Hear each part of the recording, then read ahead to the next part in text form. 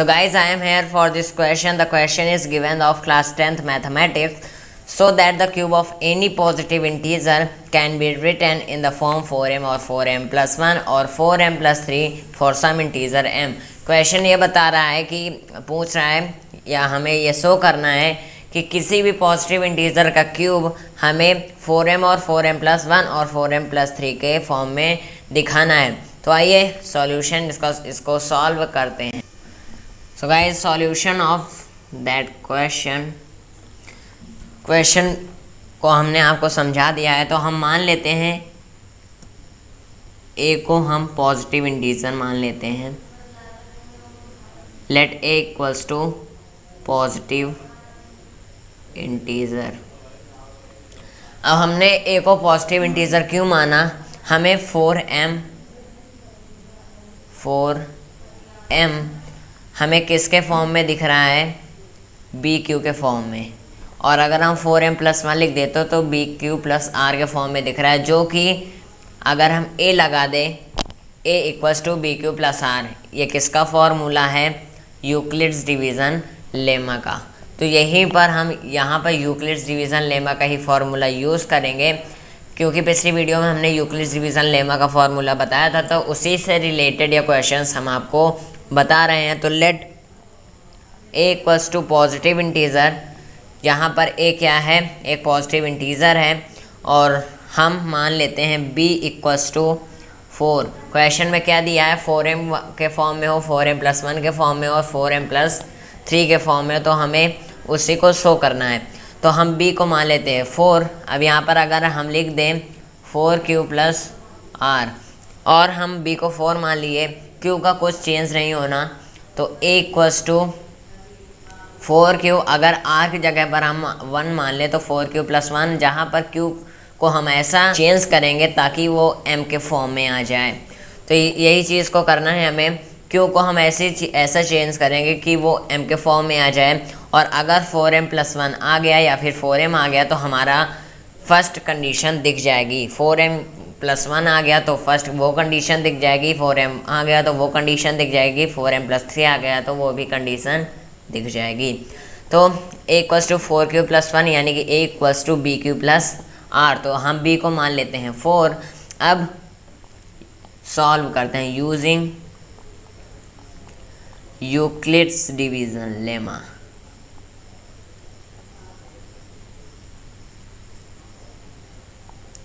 Using Euclid's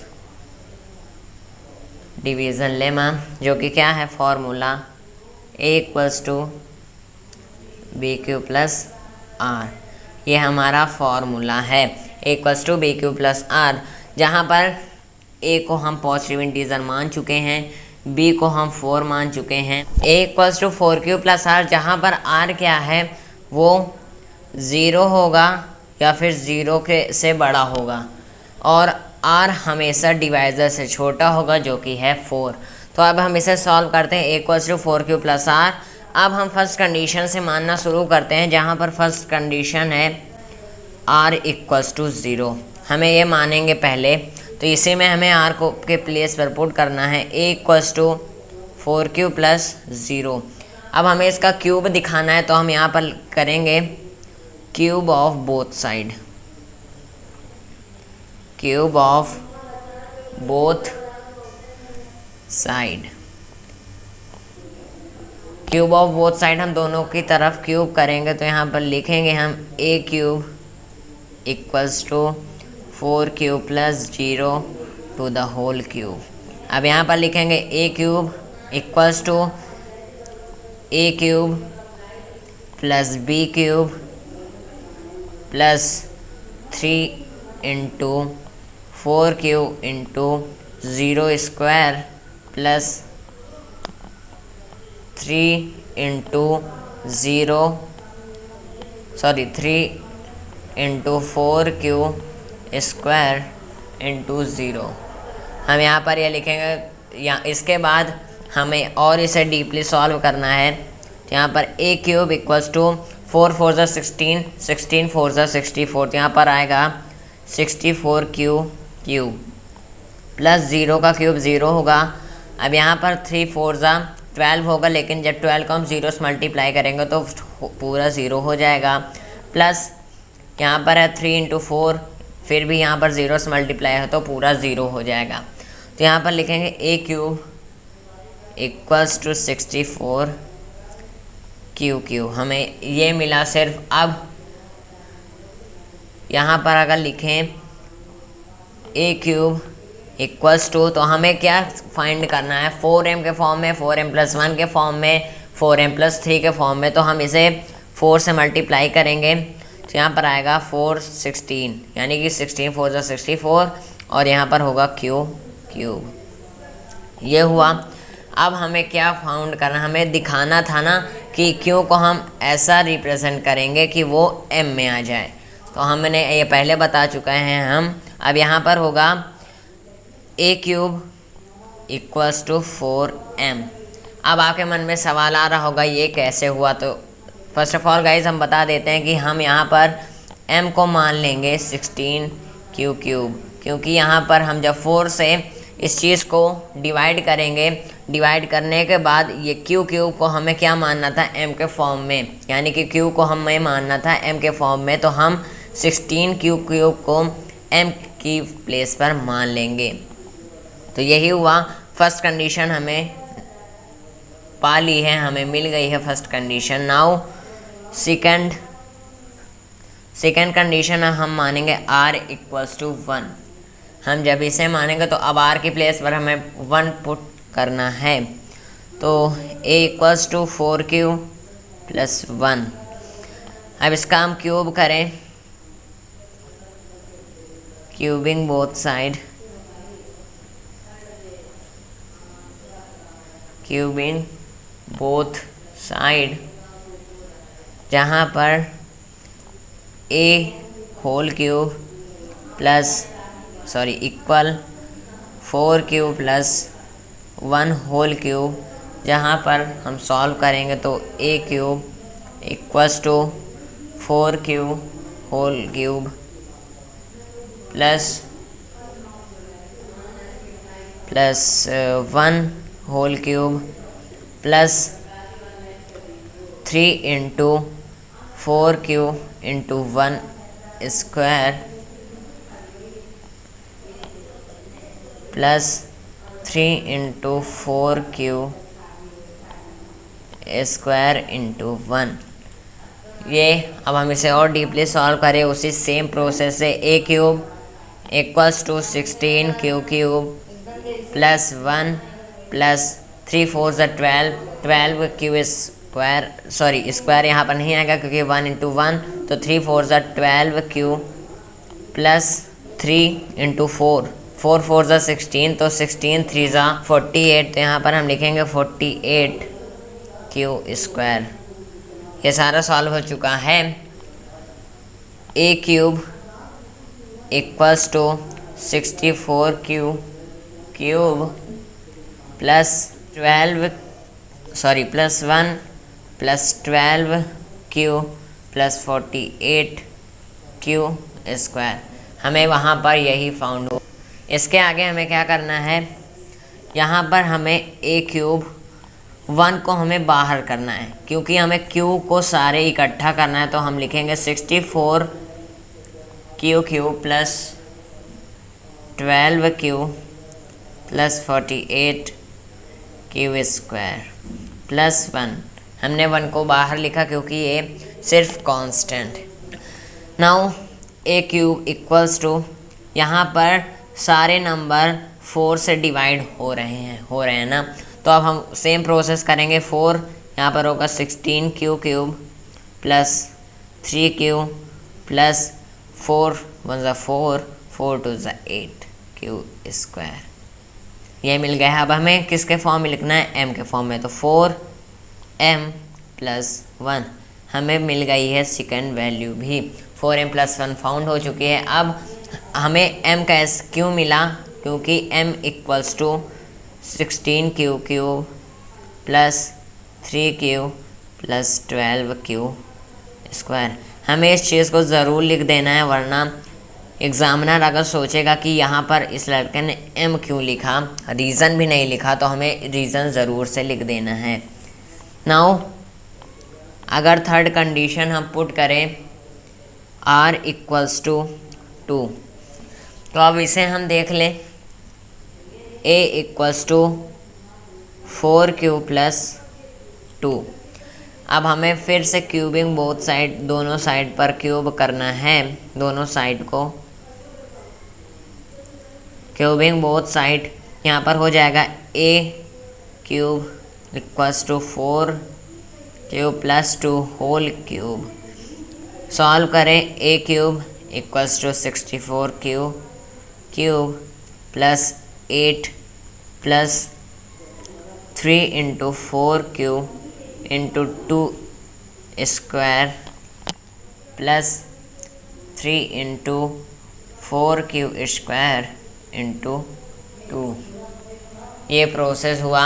अब इसके आगे a क्यूब इक्वल्स टू, और सॉल्व करें 64q क्यूब प्लस 8 प्लस 2 2 ज़ा 4, 4 4 ज़ा 16, 16 3 ज़ा 48 q प्लस 4 4 ज़ा 16, 16 q स्क्वायर, 16 2 ज़ा 32, 32 3 ज़ा 3 2 ज़ा 6, 3 3 ज़ा 9, 96 q square. Now a cube equals to, हमें अब फिर से 8 को बाहर करना है, 64q cube plus 48q plus 96q square and plus 8। अब हमें फिर से दिख रहा है 4 से सारे नंबर डिवाइड हो रहे हैं, तो हम फिर से लिख देते हैं 4 इंटू 16q क्यूब प्लस 12q प्लस यहाँ पर क्या होगा 24q स्क्वायर प्लस 8। तो यहाँ पर हम फिर से लिख सकते हैं 4m प्लस 8, जहाँ पर m क्या है, m इक्वल्स टू 16q क्यूब plus 12q plus 24q square, हम ऐसे लिख सकते हैं। उसके बाद इसे हमें ज़रूर लिखना है, ज़रूर से, अब दिख रहा है आपको, हमें इसे ज़रूर से लिखना है। और यहाँ पर हम लिख दें a क्यूब इक्वल्स टू, तो ये हमें सेकंड वैल्यू नहीं फाउंड हुई, यानी कि थर्ड वैल्यू 4m प्लस 3 नहीं फाउंड हुई। नाउ फोर्थ कंडीशन अब हम लगा लें, शायद उसमें फाउंड हो जाए। हमें क्या फाउंड करना है, 4m प्लस 3। तो fourth value r equals to 3, हम अगर r इक्वल्स टू 3 के फॉर्म में पुट करें, r को 3 में पुट करें, तो a equals to 4q plus 3। अब यहाँ पर फिर से हम cubing both side, cubing both side, cubing both side, तो आ जाएगा a cube equals to 4q plus 3 cube whole cube, यहाँ पर लिखेंगे। अब इसे हम सॉल्व करें तो क्या होगा, a cube equals to 4q cube plus 3 cube plus 3 into 4q into 3 square plus 3 into 4q square into 3। यहाँ पर अब इसके आगे सॉल्व कर, तो गाइज उसके आगे a cube equals to 64q cube plus 27 plus 108 cube. यहाँ पर हमें 4 नहीं लिखना है, यहाँ पर है 64q क्यूब। तो उसके बाद a cube equals to 64q cube plus 27 plus 108 cube. इसके आगे 3 इंटू 4q स्क्वायर इंटू 3, तो इसका आंसर 144q स्क्वायर। नाउ हमें सेम प्रोसेस दिख रहा है ना, तो हम इसे काट लेते हैं। 27 को हम कट कर लेते हैं 24 प्लस 3 के फॉर्म में, तो 64q cube plus 24 plus 3 plus 108q plus 144 Q square. अब फर्स्ट ऑफ ऑल आपके मन में ये सवाल आ रहा होगा कि हमने इसे दो भाग में क्यों ऐड किया, 27 ही क्यों ने रहने दिया, 24 + 3 क्यों किया। तो गाइज इसलिए हमने किया क्योंकि अगर इसमें 3 ना आया 4m + 3 तो बाकी किसी भी कंडीशन में नहीं आ सकता, क्योंकि यहाँ पर r = 3 लिखा हुआ है, तो बाकी किसी भी कंडीशन में नहीं आ सकता। तो इसलिए यहाँ पर 3 को हमने ऐड करना पड़ा 24 + 3 ताकि वो 27 हो जाए। अगर 16 + 9 ऐड करते तो वो भी ना आता, इसलिए हमने ये किया। तो a³ सेम प्रोसेस, हमें 3 को बाहर रखना है, 64 Q³ + 24 + 108Q + 144 क्यू स्क्वायर + 3। फिर से 4 से डिवाइड करना है, 16Q³ + 6 + 108, 4 2 × 8, 4 7 × 28। नाउ इसे डिवाइड करें, 4 3 × 12, 4 6 × 24 + 3। अब हमें फाइंड हो चुका है 4m + 3, जो m क्या है 16Q³ + 6 + 27Q + 36Q square. So guys I hope आपको ये क्वेश्चन समझ में आया होगा। Thank you so much.